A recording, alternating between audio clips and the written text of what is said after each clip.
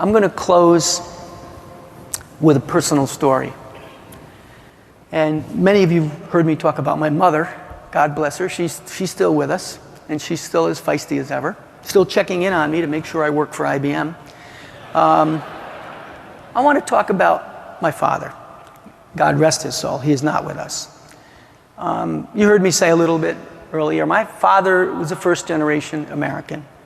All my grandparents for the most part, were born in Italy. My mother's side as well as my father's side. And my father was a very unique man. He was one of 4 boys.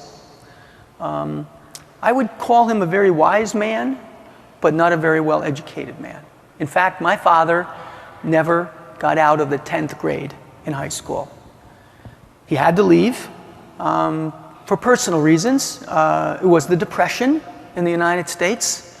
My grandmother had passed away at childbirth. He had to quit school, go home, help his father, literally help his father, make a living for the family and take care of his younger brothers. But he was a very wise man in many ways. He was streetwise. He was one of these hard guys, tough guy. He worked 3 jobs, sometimes 4 jobs, in order to make ends meet for my family. I have an older brother and 2 younger sisters. It was very clear, right from the beginning. I mean, the very first thing I remember was education. You're going to be different than me. You're going to change. You're going to change the world. You're going to change. You're going to get a college education. Every one of you is going to get a college education. I'll hear nothing less than that. So I don't care what else you do, study, because education is what I don't have. It's what's going to help you be better than me. That was his thinking. Now, I'm the middle child. Every once in a while, though, I would think that all of his energy was only focused on me. Like he was boring in on me uniquely. And I think there may be some truth to that. Let me explain. He had 3 jobs. I had 3 jobs. I had to go to school. I had a paper route. I delivered newspapers for 7 freaking years. Every afternoon. It was an afternoon paper route. I had no life. I had no extracurricular life. I had nothing, that paper route. 100 papers every day, Monday through Saturday. I had to work in the garage just down the street to make some extra money. I had to work in his garden. He planted a garden for the family. Italians tend to do that. I had to work in his garden. And every year he'd make that garden just a little bigger, and that would be my job a little more complicated. So I'm saying to myself, what's all this about, Dad? Why me? Why am I working? He says, well, because you're going to be different than me. You're going to learn everything I know, but you're going to be different than me. I had to go to summer school every year when I was in high school. Not because I flunked anything, but because he made me go to summer school to take advanced courses. I say, hey, why me? Why me? I mean, by the time I became a senior, they had no courses. I had run the gamut. They were making up stuff to teach me.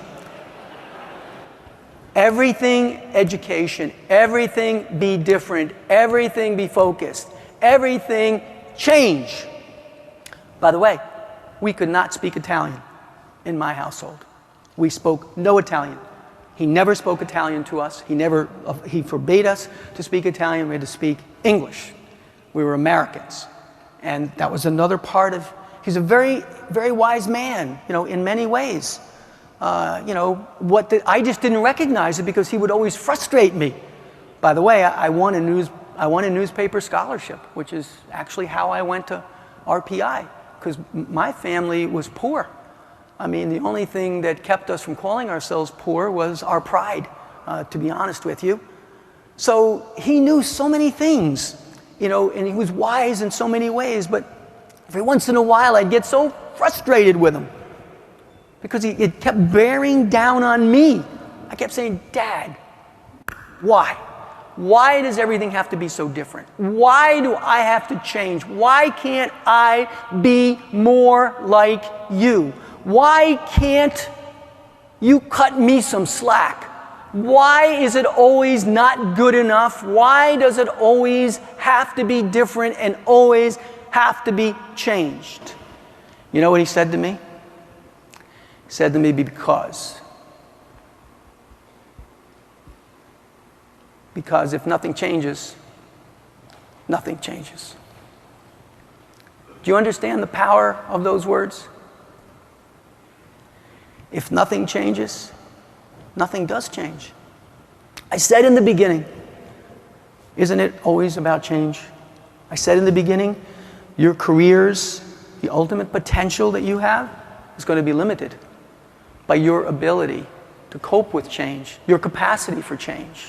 How wise was he? If you don't like what you've got, then why are you doing what you've been doing? Because if all you do is what you've been doing, all you're going to get is what you've been getting. If nothing changes, nothing changes. Don't let that happen to you. Drive yourself.